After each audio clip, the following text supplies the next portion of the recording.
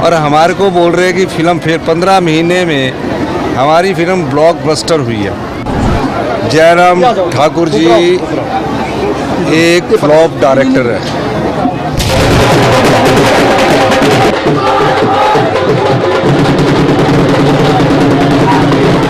बैठे हैं मंच बधाई कहे सब कांग्रेस पार्टी ज्वाइन की है और सभी इनका स्वागत। देखिए, जयराम ठाकुर जी एक फ्लॉप डायरेक्टर है। उन्होंने पहली फिल्म बनाई रिवाज बदलेंगे, भारतीय जनता पार्टी 25 पर पहुंच गई।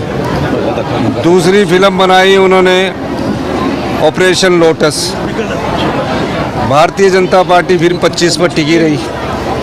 तीसरी फिल्म बनाई उन्होंने कंगना मंडी के अंगना, अब उसकी शूटिंग की डेट उन्होंने फिक्स की हुई है, बेचारी हर जगह जा रहे हैं और हमारे को बोल रहे हैं कि फिल्म फिर 15 महीने में हमारी फिल्म ब्लॉकबस्टर हुई है।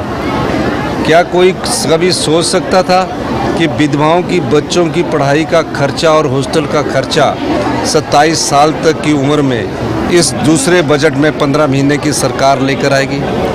क्या कभी कोई सोच सकता था जिन बच्चों की माता नहीं है, पिता नहीं है, उन बच्चों की पालन पोषण का खर्चा कानून के द्वारा 27 साल तक सरकार लेके आ रहेगी?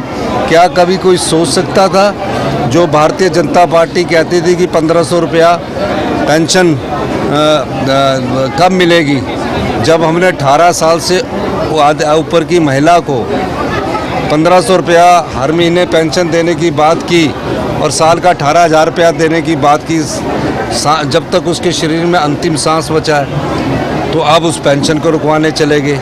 क्या कोई कभी सोच सकता था कि 70 साल से ऊपर के बुजुर्गों को 25 लाख रुपए तक का मुफ्त इलाज की सुविधा हिमाचल प्रदेश की 15 महीने की सरकार देगी? क्या कभी कोई सोच सकता था वही अधिकारी थे कि ओल्ड पेंशन स्कीम से 9,000 जो हमारे रिटायर्ड कर्मचारी उनको फ़ायदा हो रहा है, जिनको 2700 रुपये से 30,000 रुपये मिलती थी? ये जनता तय करेगी 1 जून को।